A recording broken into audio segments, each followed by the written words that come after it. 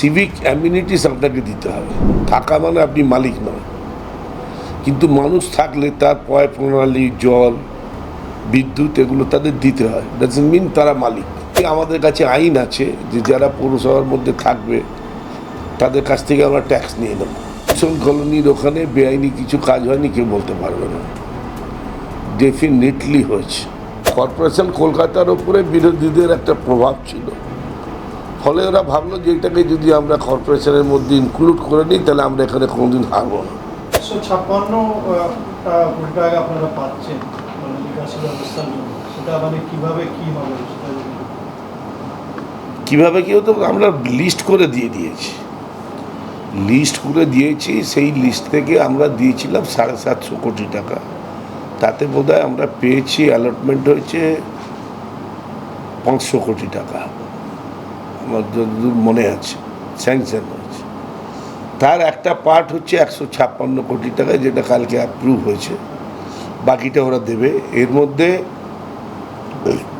127 আর 132 কোটি টাকা ধরা আছে ওই দইঘাটে লক গেট আর পাম্পিং স্টেশন হবে।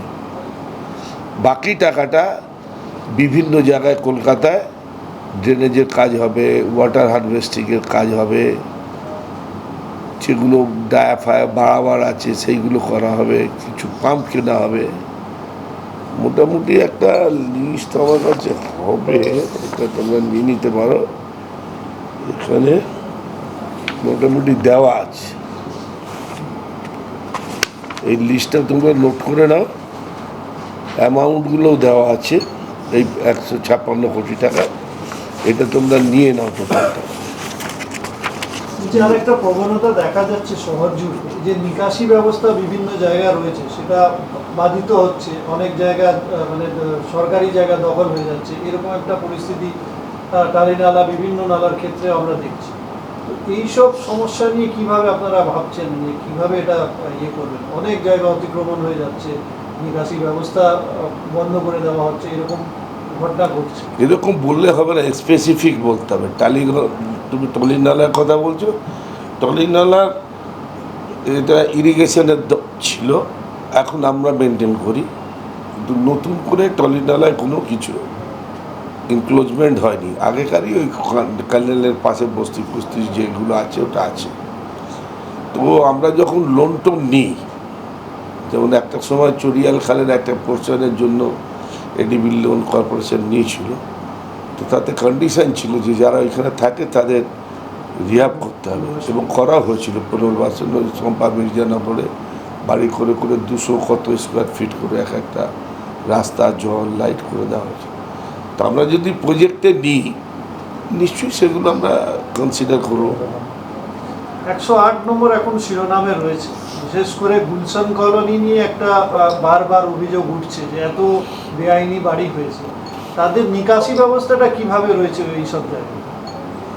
গুলশান কলোনির মধ্যেও আমাদের কিছু কাজ আমরা নিয়েছি, ড্রেনেজ ডিপার্টমেন্ট বোধহয় এর মধ্যেও থাকতে পারে, বা ইউডিএমএ থেকে ওখানে কাজ হবে। আমি নিজেও গিয়েছিলাম গুলশান কলোনিতে, আমি 3-4 বার গিয়েছি।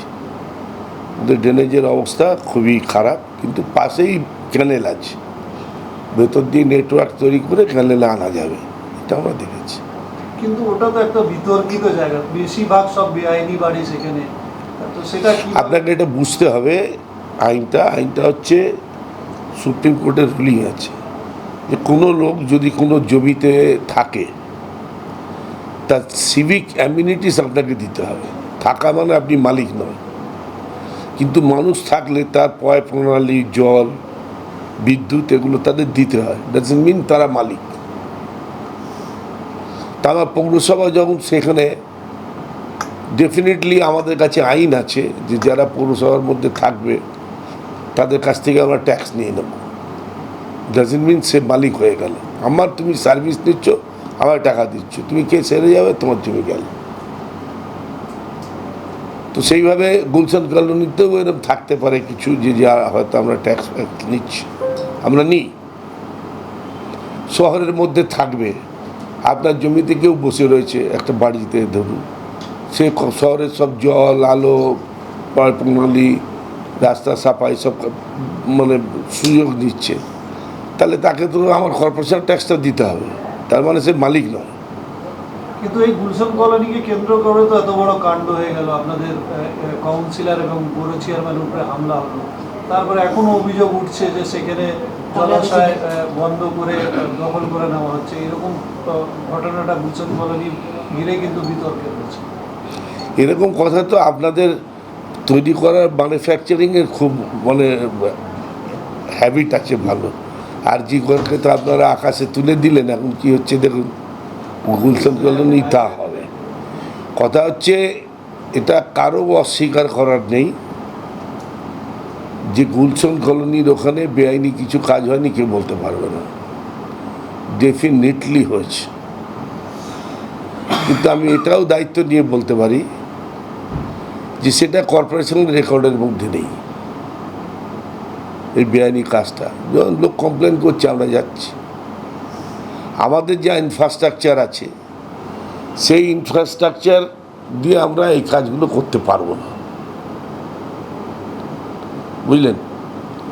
এই আমার একটা ড্রেন করতে গিয়ে যেটা আপনি বললেন, আপনাকে আমি বলছি, একটা লোক উমেশ কয়াল, তার একটা কোম্পানি আছে, সে 340 কাঠা জমি গভর্নমেন্টের কাছে কিনেছে মিলন মেলার পাশে, বছর 3 আগের কথা। আমার ড্রেন করতে গিয়ে ওখান থেকে যখন আমি রাস্তাখানে মেলাবো, সেইখানে হাইকোর্টে কেস হয়ে গেল। আমার আগে 20-22 বছর ধরে কেস চলছে। আমি জানতে পেরে খোঁজ নিলাম, তখন দেখলাম যে 340 কাঠার মধ্যে 140 কাঠা জমি গভর্নমেন্ট আমাদের অ্যাকোজিশন করে দিয়েছে কর্পোরেশনকে, সেটাও একটা প্রমোটার কিনে নিয়েছে গভর্নমেন্ট থেকে। অফিসিয়াল তার কাছে ডকুমেন্ট আছে, আমার কাছেও ডকুমেন্ট আছে। তো সেই যখন রেজিস্ট্রি করছে তার আগে আমি জমি পেয়েছি, মানে কর্পোরেশন পেয়েছি। তাকে ডেকে বুঝিয়ে বলে সব মিটিয়ে তার 200 কাঠা দিয়ে দিলাম, 140 কাঠা আমরা নিয়ে নিলাম, আমাদের ড্রেনেজ খরচা করে নিলাম, 140 কাঠা জমি ঘিরে নিলাম। নজরে এলে আমরা ডেফিনেটলি করব। বর্তমানে কি অবস্থা আছে এই আপনার এই গুলশান কলোনির নিকাশি ব্যবস্থার কি অবস্থা আছে? একেবারে নেই তা নয়, কিন্তু প্রপার নেই। ওখানে তো একটা বাড়ির সাথে একটা বাড়ি প্রায় লাগা, জনসংখ্যা অনেক। আমি এর আগেও গেছি, ওখানে একজন কাউন্সিলর সুশান্তর আগে ছিল, ফুটবল প্লেয়ার, কি যেন নামটা, প্রায় আমার কাছে আসতো। আমি ওখানে প্রায় 3-4 কোটি টাকার ড্রেনেজের কাজটা করে দিয়েছি, এখনও নেওয়া আছে। সুশান্তই বলেছিল, আমি আমার ডিজিকে নিয়ে গিয়েছিলাম, 2-3 বার গেছি। ওইটা একটা প্রবলেমেটিক জায়গা, 109 একটা প্রবলেমেটিক জায়গা। ওই জায়গাগুলো একটা পাম্পিং স্টেশন হচ্ছে 109 খুব বড় ওয়ার্ড, তারপর 108ও বড় ওয়ার্ড। অ্যাকচুয়ালি এইগুলো পৌরসভার 100টা ওয়ার্ডের বাইরে। এই যাদবপুর, আপনার বেহালা, গার্ডেন রিচ, এই যে 41টা ওয়ার্ড এখন 44 হয়েছে। এগুলো মানে তখনকার যারা সরকার ছিল, লেফট মাইন্ডেড লোকরাই এখানে থাকতো। এখান থেকে কাউন্সিলর বলুন আর কমিশনার বলুন, মিউনিসিপ্যালিটি, সব ওদেরই জিতে আসতো। তো কর্পোরেশন কলকাতার ওপরে বিরোধীদের একটা প্রভাব ছিল, ফলে ওরা ভাবলো যে এটাকে যদি আমরা কর্পোরেশনের মধ্যে ইনক্লুড করে নিই তাহলে আমরা এখানে কোনোদিন হারবো না। কিন্তু ওটাই ওদের কাল হলো, নিয়ে নিল কর্পোরেশনে। এখনও বেহালার বিভিন্ন প্রান্তে গেলে আপনি গ্রাম দেখতে পাবেন, কিন্তু শহরে ঢুকে গেছে। ডেভেলপমেন্ট করার টাকা চাই। সুব্রত দা এসে এশিয়ান ডেভেলপমেন্ট ব্যাংক থেকে টাকা নিয়ে কাজ আরম্ভ করলো, শোভন করলো, এখন তো ববি করছে। তো এটা আস্তে আস্তে যাদবপুর বেহালা অনেক ডেভেলপ হয়ে গেছে। গার্ডেন রিজের অবস্থা এখনও অনেকটা খারাপ। এই গার্ডেন রিজ 3rd ফেজের কেআইপির 127 নম্বর ওয়ার্ডে কোনো কাজই হয়নি।